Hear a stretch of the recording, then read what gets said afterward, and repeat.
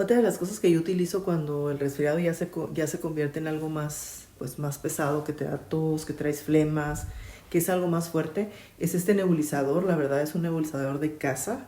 Yo lo utilizo se puede usar así como con una boquilla, pero yo compré trae esta mascarita y tiene largo el cable.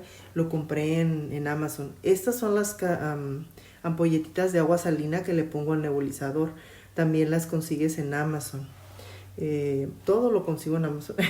Entonces, este es muy usual, muy usual. La palabra es muy práctico porque pues lo haces en la comodidad de tu casa, te ayuda a sacar las flemas, te ayuda con la tos, a descongestionar y pues es muy útil, sobre todo con niños. Entonces, no es caro. Miren, esta boquilla es la que también trae el aparato. Yo ya lo tengo hace como 7 años, yo creo 8 años, y cuando tienes niños es